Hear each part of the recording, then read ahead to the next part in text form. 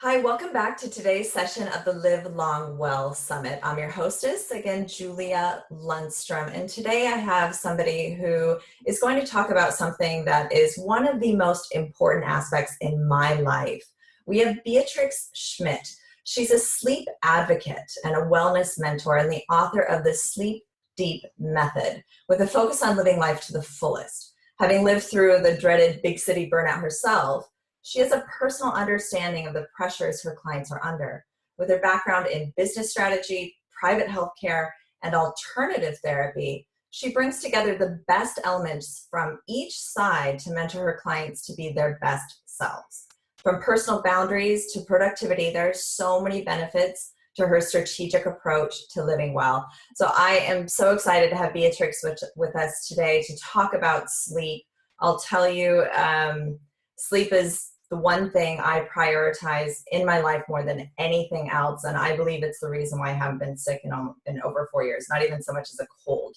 So it is my pleasure to bring on Beatrix to talk about your sleep. Thank you, Beatrix. Thank you very much, Julia, for your invitation. And once again, it's absolutely amazing to put together a summit like this and bring so many experts who can share their knowledge with your audience, because each element that you've put together has its importance. And obviously my part is sleep. So thank you for your invitation. Absolutely. I mean, I tell everybody when I speak to groups, I always talk about sleep because most people don't prioritize it. And there's kind of this, American way of, oh, I only get 5 hours of sleep, and they're proud of it, which is completely wrong in so many ways. And so I know I went through that transformation about 7-8 years ago, understanding that I have to put my sleep first. And I do that, and I do it for my son as well. And it kind of drives my husband crazy because he doesn't. But my son and I don't get sick, and he does. So for me, it's the reason, like I said, that I just don't get sick anymore. And sometimes I have to change my schedule around and whatnot to prioritize my sleep, but I do. And so I'm so excited to have you share your story, which, I talked about the big city burnout, which kind of brings me into how did you get started in sleep? It's not really kind of the mainstream path that most people take. Yes, I mean, it definitely wasn't what I set out to do in the world at the time. But so some of you might notice that I've got an accent. So I'm actually originally from Hungary, and I moved to the UK in 2000, just for a gap year. And 17 years later, I'm still here. But this is where my journey started, is moving to the UK, moving to a new city, moving up to London, and getting exposed to so many different exciting things to do. Life is about experiencing things. This is what I believe in. And so I got to do so many different things. And like you mentioned, prioritizing. At that time, I actually prioritized being out there, experiencing things, doing all sorts of different courses to learn, socializing with people.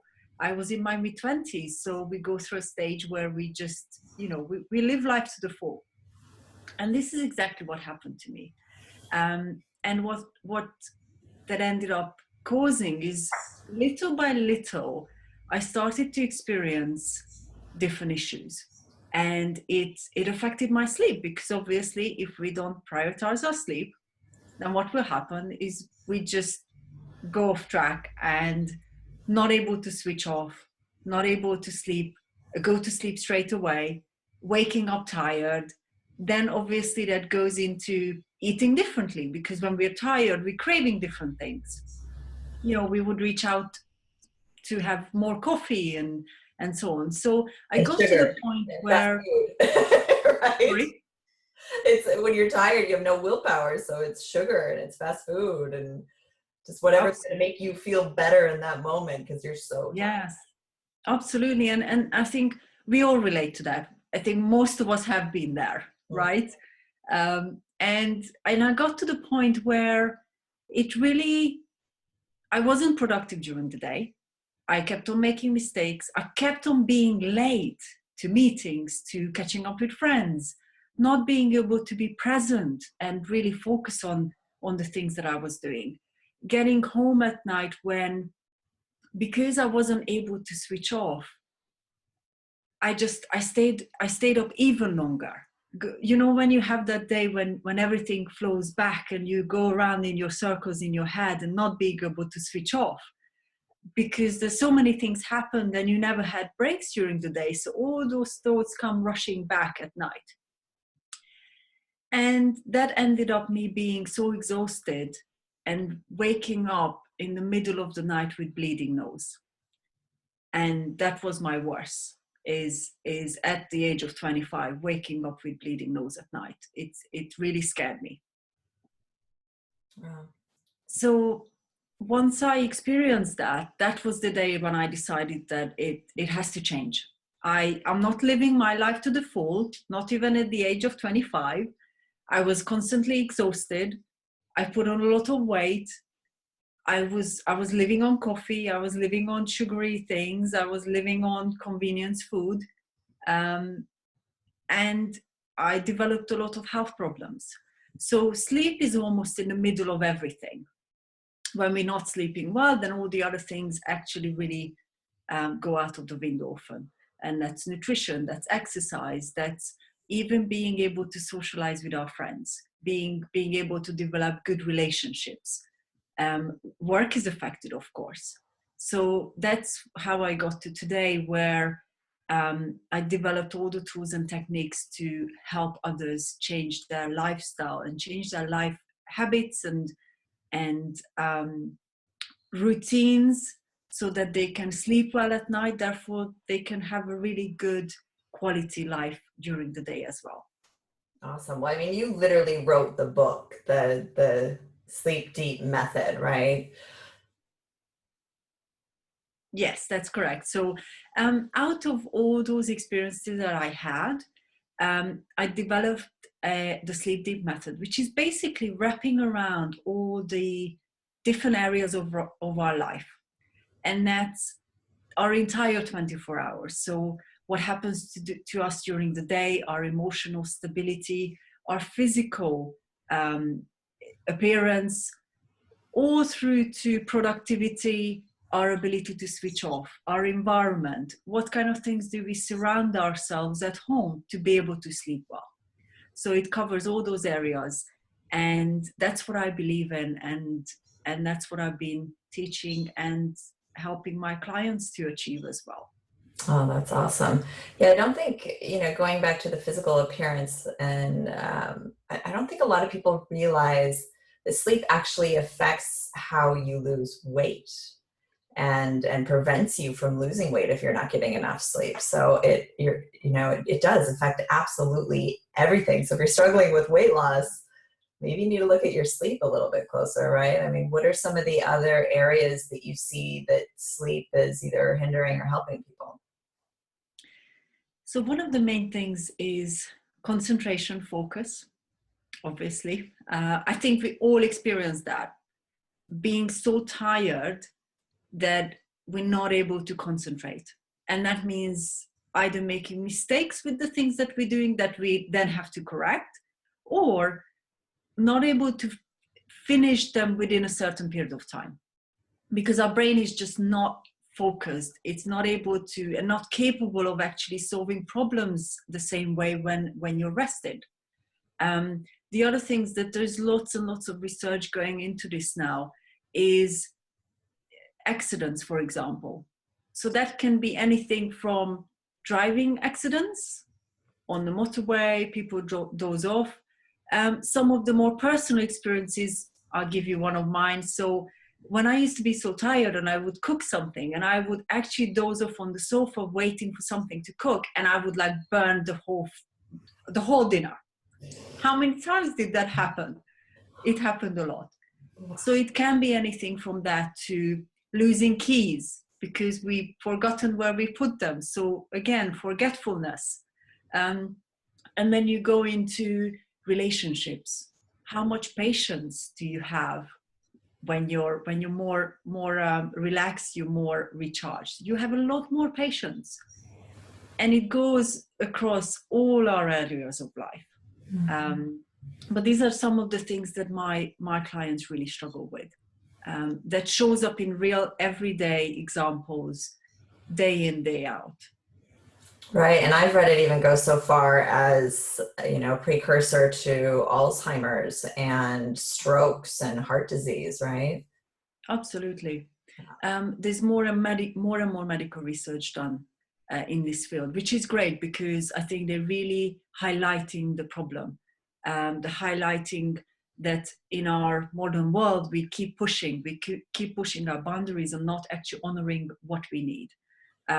There's so many research done on, for example, diabetes. Sleep is one of the elements that can increase the risk of developing diabetes, heart disease, like you said, Alzheimer's. So many different medical issues that relate to rest, being able to rest and rest well. And it can really change the way that we can live longer in our older age, really. With how much sleep we're getting now. So it is a huge issue. I know in the States, the average American only gets 6 hours of sleep. Is that the same in the UK? And how much sleep does the average person really need? So the UK is very similar to the US. I think we're pretty much on the same track, unfortunately. I know some of the people who work in the city that they do anything around the 5, maybe 6, so it might not even be 6. But obviously, everybody has a different number. Some because they are very stressed at work, so they're not able to switch off. They might be in bed, but they're not actually able to switch off, which means that they're still not sleeping enough. So it's a great question about how much sleep do we actually need. Obviously, we heard that it's about 7 to 8 hours for an average adult. But from experience, actually, every single person needs a slightly different number. So for example, if somebody is well nourished, if they do exercise, if they're actually generally healthy, then they tend to need less, but it's still around the 7.5, 8 hours, because that's the minimum almost what a person needs. And then you bring in different health problems, not being able to eat the right kind of foods, relying on coffee, that generally increases how tired people feel. So then again, you would need more hours.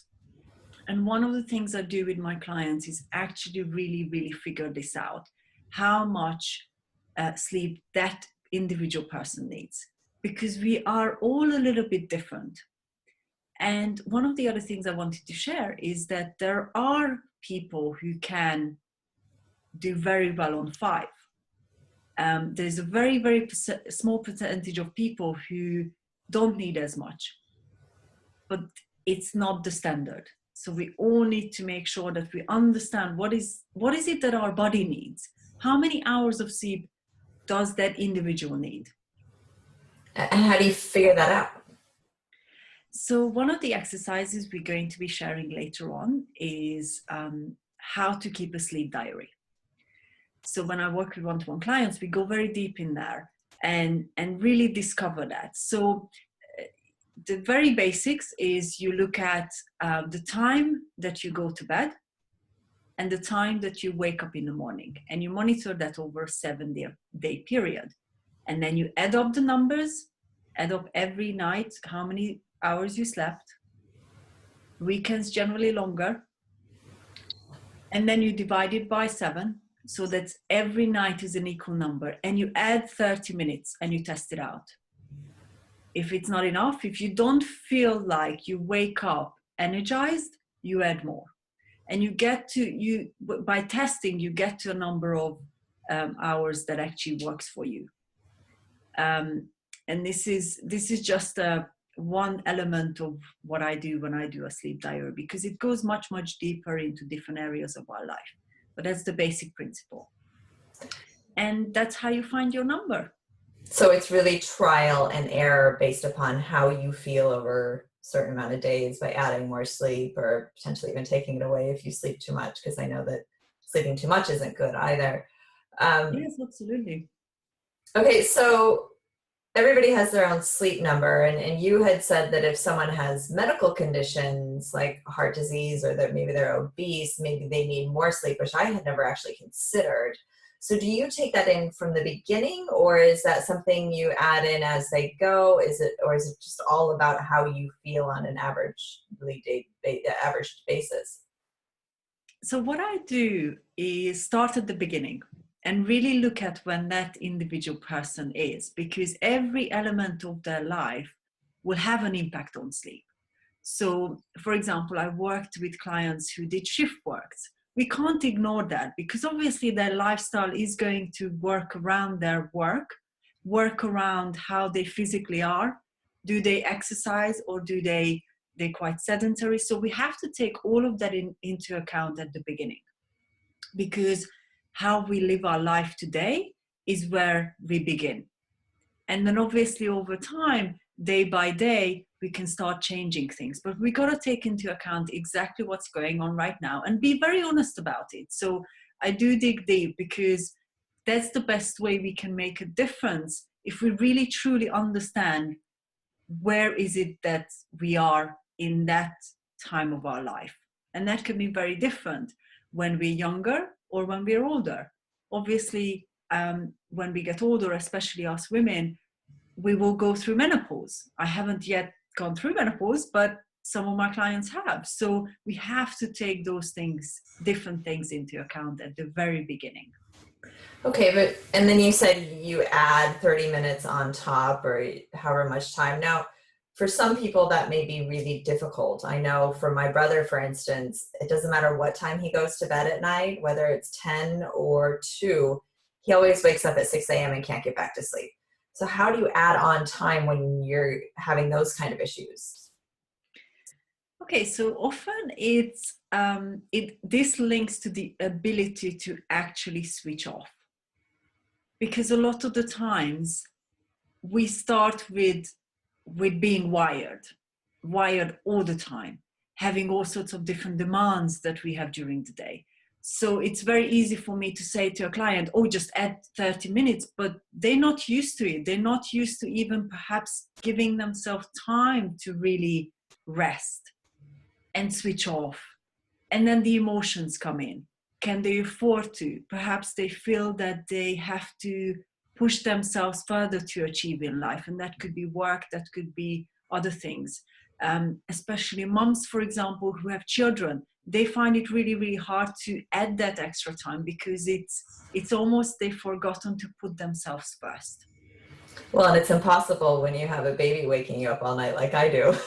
Yes, absolutely. Last night Um, it was 6 times. Like I don't know how to get around that, except for I actually will take naps with him during the day, and I'm fortunate to be able to do that. But I know a lot of people can't.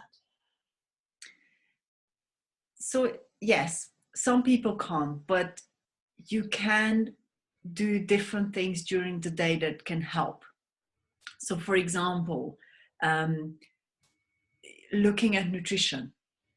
So, how can you give yourself more energy during the day so that you can help to get through the day? And for those who find it really hard to switch off, it's a skill to learn. And even if they sit by themselves for 10-15 minutes to just switch off, it will refresh their minds so that they can be more productive within that same amount of time that they have.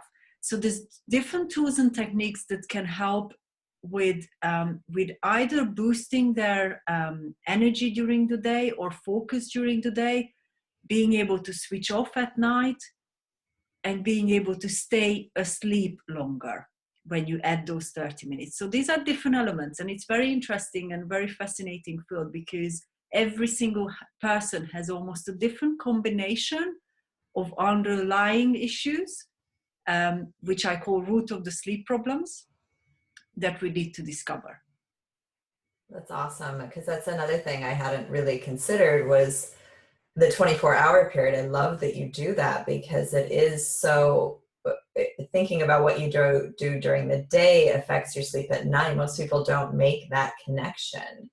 So I love the nutrition side of it. I imagine drinking alcohol is a big piece of it.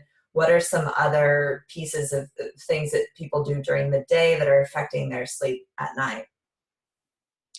I think one of the very interesting things that came out recently in my research project is the ability to switch off, which I mentioned just earlier.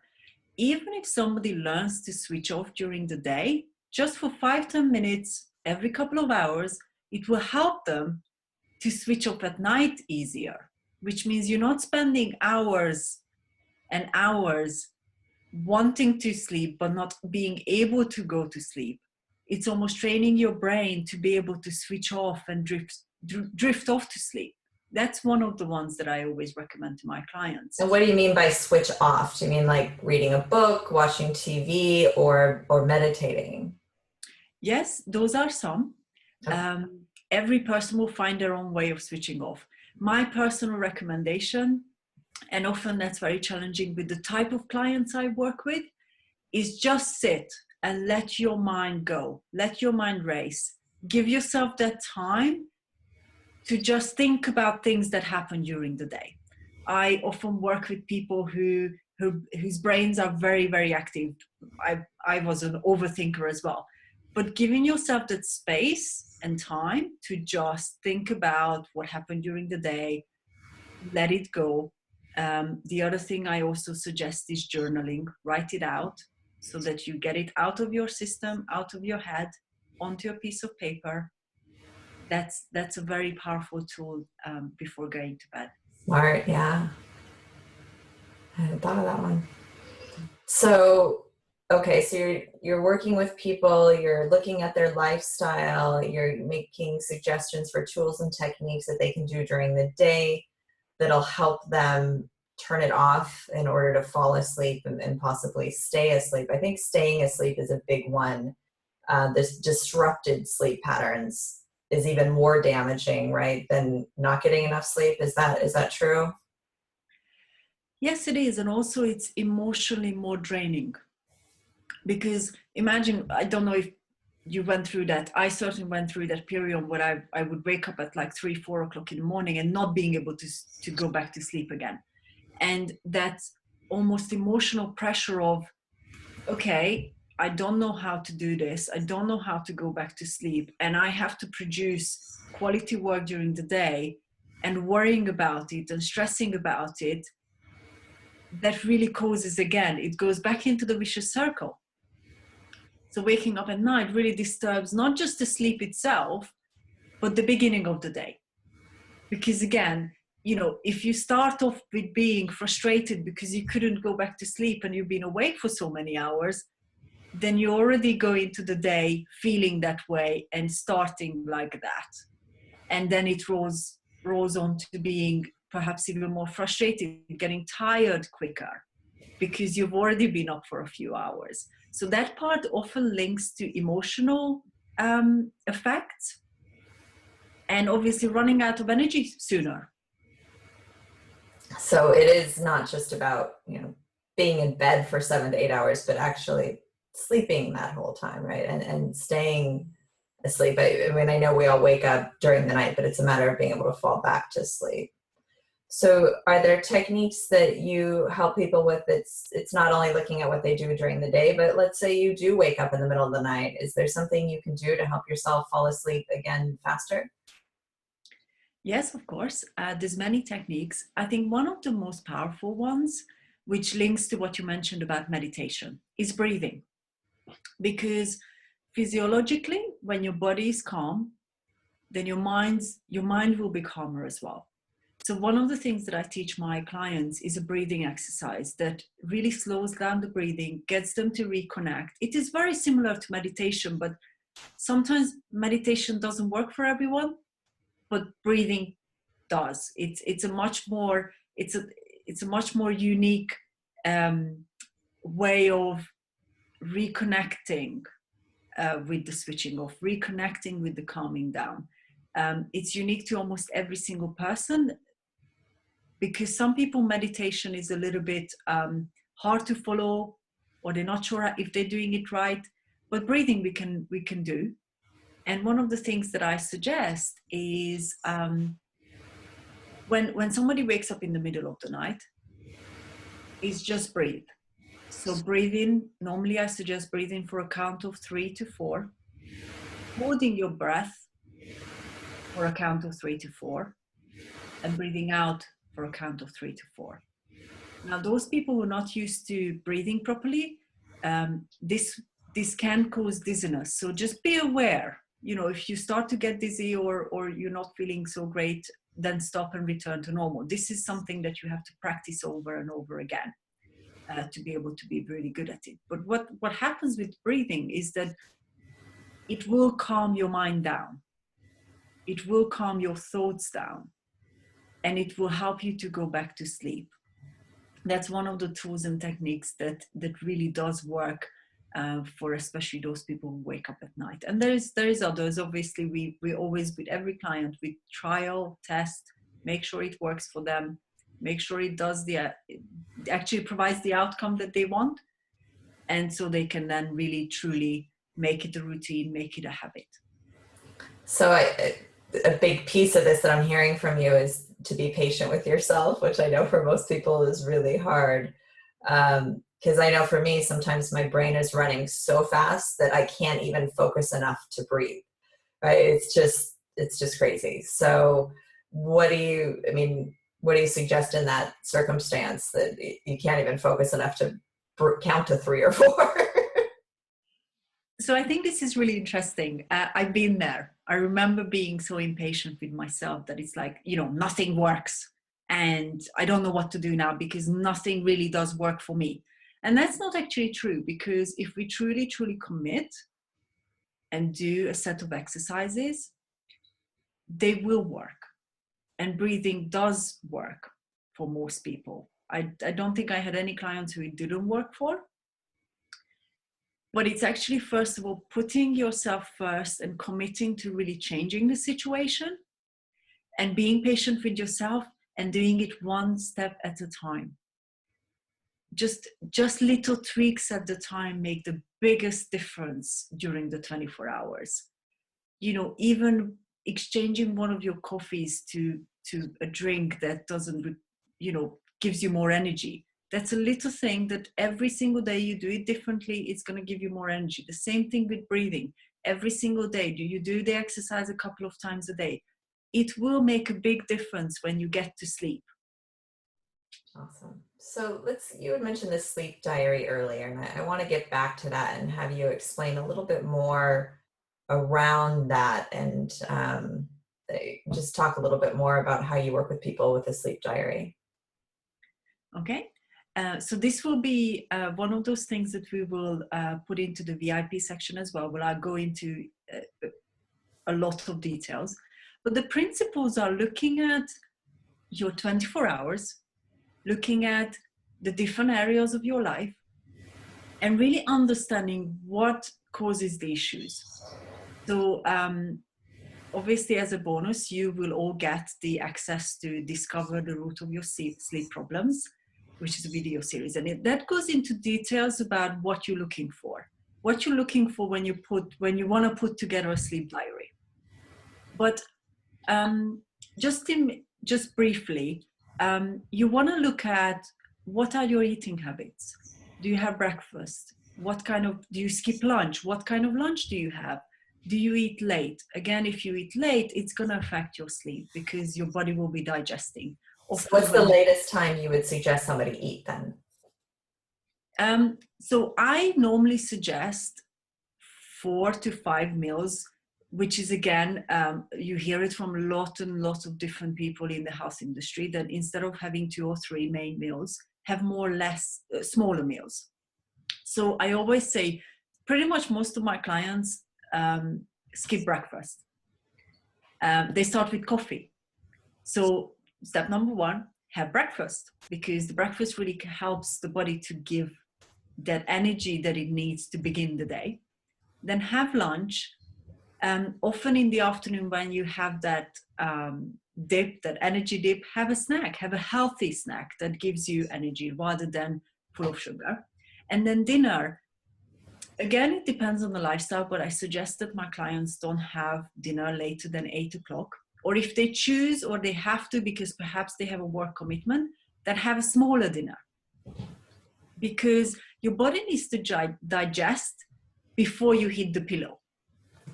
Because if you don't digest your food before you hit the pillow, imagine when you're lying down, your body is working, digesting, you're producing acids, and that can cause issues with sleeping, heartburn, so on. There could be digestive issues because you're going to bed with a full stomach.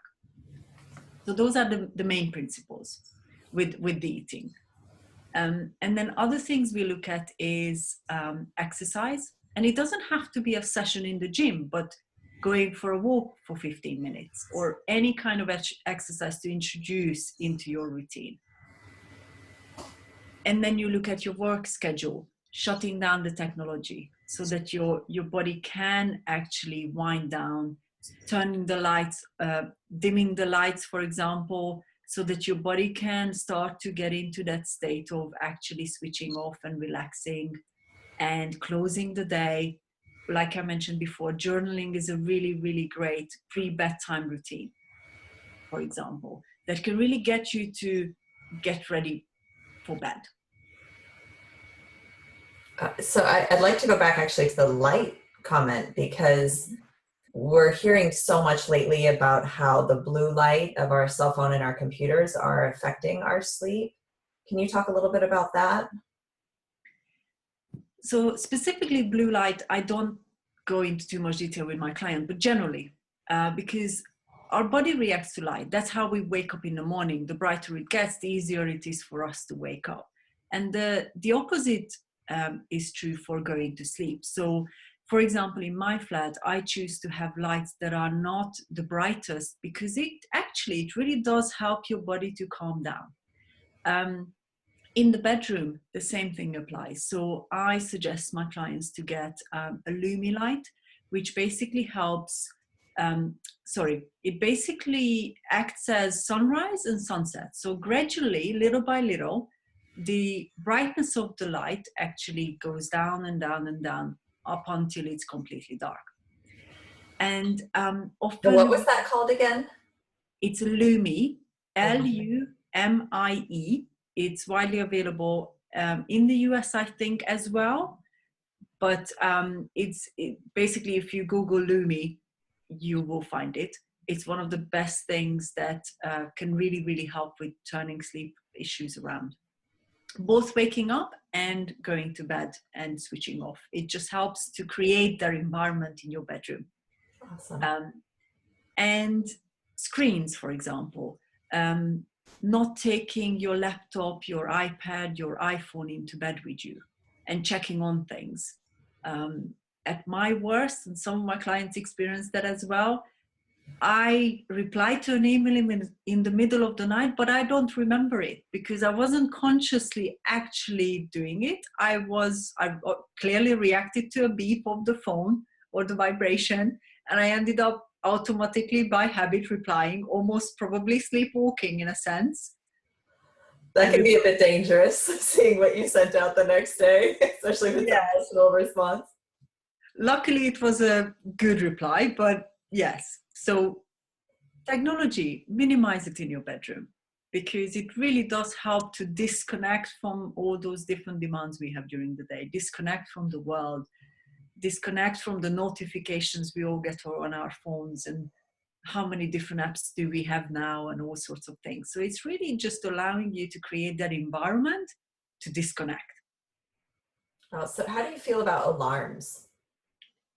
Okay, so alarms, I like them actually. I'll tell you why. Because when we get to a stage with my clients, they actually wake up just a few minutes before the alarm. So it's not the alarm that wakes them up. It just tells them that it's actually time to get out of bed. There's a big difference. So often when people struggle with waking up and sleep deprived, they wake up because of that noise, because of the alarm. But in a lot of cases, my clients, we work towards, have you woken up before that? Because if you have, then we got the sleep right. That means we've given our body enough for it to naturally wake up. So that's a good signal to you've succeeded in sleeping the amount you should because you've woken up before your alarm. Absolutely. Yes. And I like that, often it's a good way of creating a habit, because obviously alarm, our body recognizes it. So psychologically, we know that what the alarm means. So I don't like to skip it, because actually it's a good time, it's a good frame to help us to know what time we need to get up. And often with my clients, I actually get them to set the alarm for the weekend as well. Because then your brain actually creates that habit. Your brain will know, okay, so the alarm is coming. I know what time that's going to be. Your brain will develop the sense of time to really understand what's happening and when you need to be getting up. I'm sure many of you had that experience when you had to go somewhere really, really, really important, and you woke up just a little bit earlier than your alarm went off. Because your mind was conscious. It was conscious of the time. It was conscious of the fact that you had to get up. Smart. So on that note, I know a lot of people say that they're night owls and they like to sleep in the morning, or they're morning people and they like to get up early. In your experience, is this true, or is it just habits that people teach themselves? I think there's definitely the habit side of things. I used to claim that I was a night owl and I had the badge of honor, and I was telling everybody, and I was saying that, the best work I do is at night. But actually it wasn't true. Is that I created a life that catered for the night owl lifestyle that I enjoyed. And that's what I created for myself. Again, this is some of the things I work with my clients as well, because sometimes you create the night owl perception or the early bird perception because of your environment, because of work, because of other people in your social circles functioning that way. So one of the things we had in London and in my social circles is it's a 5 a.m. club, which means you get up at 5 o'clock, and in theory, you get a lot of things done before everybody else gets going. It works for some, but I actually like to get up at 7 and be able to enjoy my day the way that it caters for my lifestyle. So a lot of the clients I work with, we actually step away from labeling and giving us that label of either or, and look at how can you function the best way possible. Is it that you're allowing yourself to sleep in a little bit and then get going? Or is it that you wake up in the morning? There are tendencies for certain types of people to function better in the morning or function later in the evening. But any one of us can function either in the morning or in the evening if we give it the right circumstances, if we give our lifestyle the right tools and techniques to support us doing exactly what we need to do. And that's, again, goes back to all those different areas that I work with my clients, is really understanding what makes them tick as a person and what makes them be happy about what they're doing, life satisfaction. How do they want to live their life? Is it getting up at 5 o'clock, or is it getting up perhaps at 8 o'clock and living their life that way? So I step away from labels. I think that's the gist of it, basically. Well, and I love that. And I love that you're making it individually based, because I know there is this pressure of, oh, get up early, you're going to be so much more productive. The early worm gets, the early bird gets the worm. And there is this kind of peer pressure about getting up early. But for me, I want to get my full 8 hours. But I also want to have a couple hours after the kids go to sleep at night in order to shut down and spend time with my husband and relax and maybe, you know, paint or do something that really inspires me. So I love that you're saying, you know, it's okay. I don't have to be the 5 a.m. club, because I'm not going to sacrifice the amount of sleep I get just to get up early. I'm like you. I like to sleep in a little bit. Absolutely. And I think it's very important. This part is important, especially when I work with my clients, because there's a lot of self-punishment around it, a lot of pressure. Have I achieved enough during the day? Have I completed enough during the day? But what is enough? Is it worth pushing ourselves every single day through our boundaries and achieving what we think is what we should be achieving, or honoring our bodies so we can actually almost succeed a little bit more every single day because we're rested? So I often talk to my clients about slow down so that you can accelerate faster when you need to, rather than going at such a speed that you can never actually step up even more if you need to. And that's the basic principle.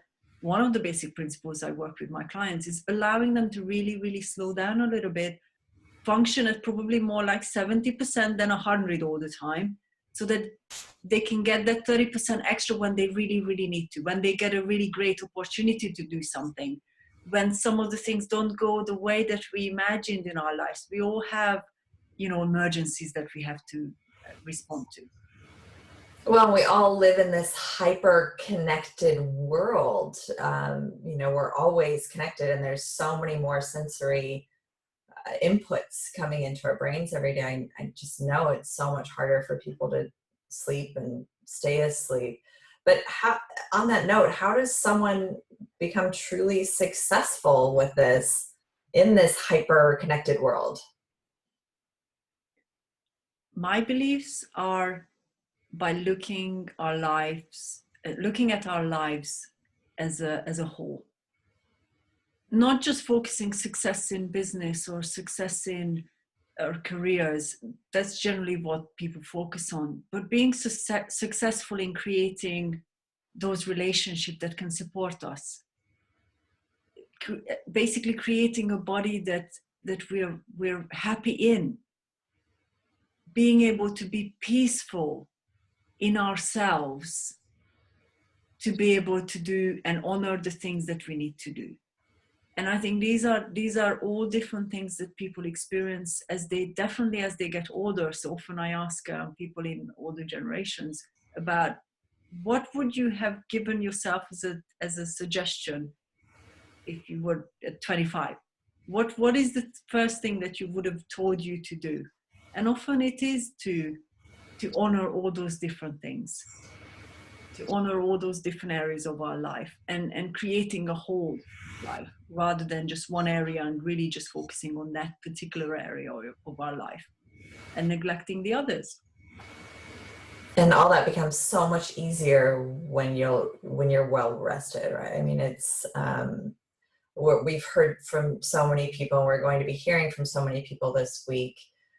And I think the key to most every single piece of advice someone's giving you is to get enough sleep beforehand so that you have the motivation and the willpower in order to implement daily.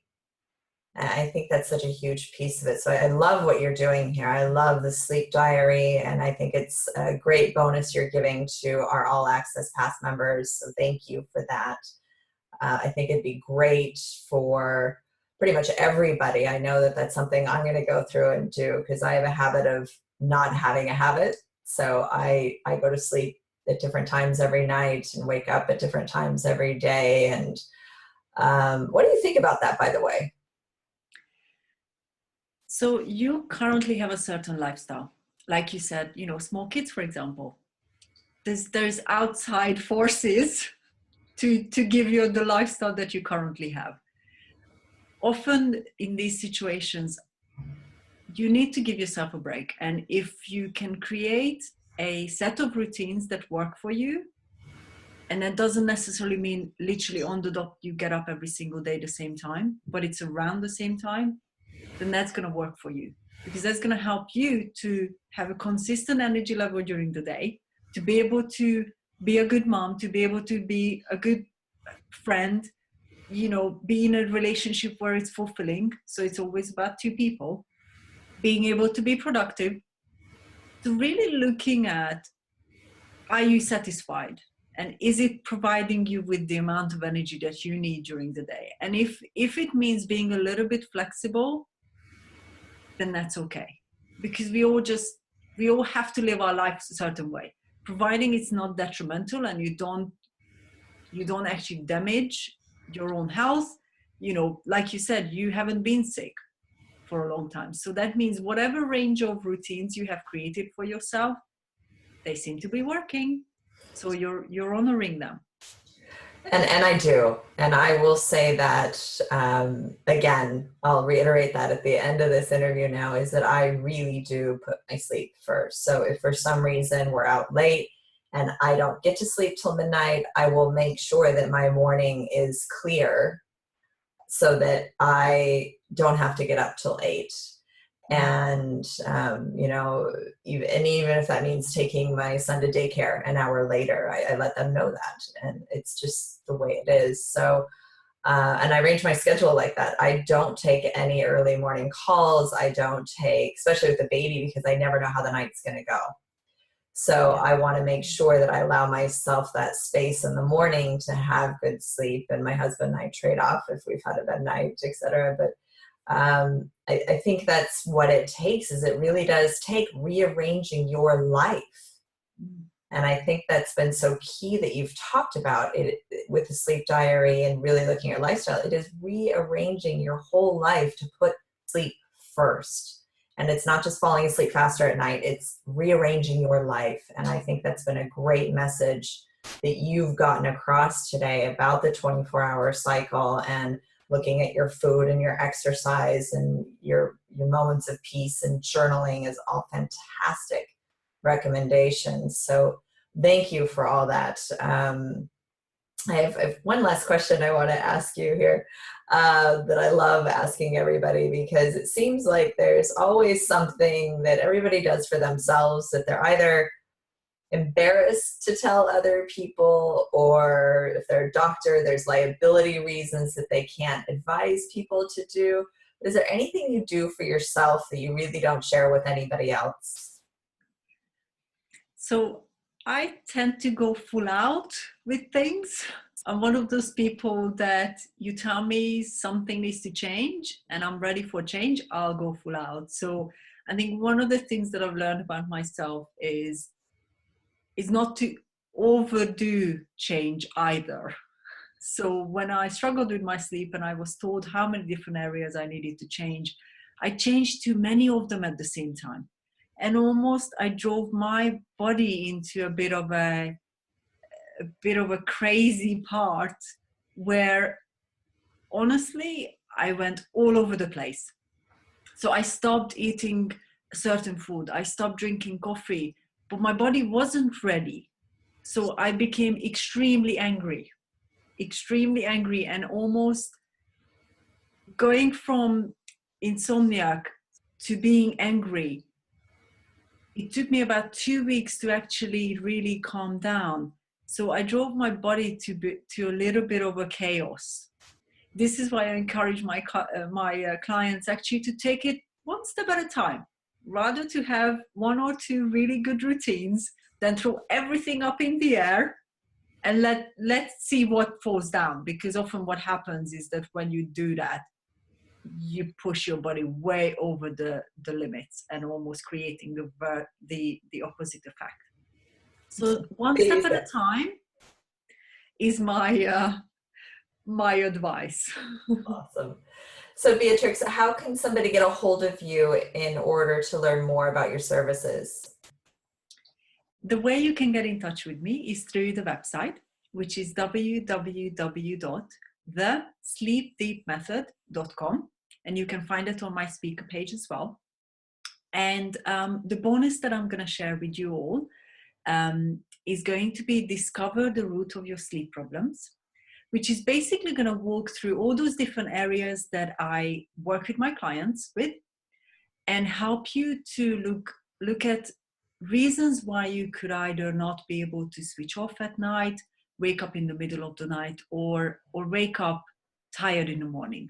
So it's going to walk you through different exercises. It's basically a video course, and it's also gives you the foundations to keeping a sleep diary. So it's going to help to move forward from where you are. Awesome, thank you. And we chatted as well that for the people who buy the All Access Pass, you're going to do a special Q&A session with them that we'll announce later. But thank you for offering to do that. That is very nice of you. So we'll do a live session where people can actually chat and type in their questions, and you'll answer those for people. It's been very generous of you to share more of your time with us today, and so people can ask or not today, but later on down the line, so that people can get their individual questions answered like I've done today. I kind of used it as my own private session here. But Beatrix, it's been such a pleasure having you. I'm so grateful for you to be on the show today and to talk about sleep, which I think out of all the sessions is the one that kind of ties them all together. So thank you so much for being here today. That's okay. It's been an absolute pleasure, and I'm looking forward to connecting with more of the attendees as well. So that's great. Thank you very much for the time and allowing me to be part of this. Absolutely. Thank you for being here.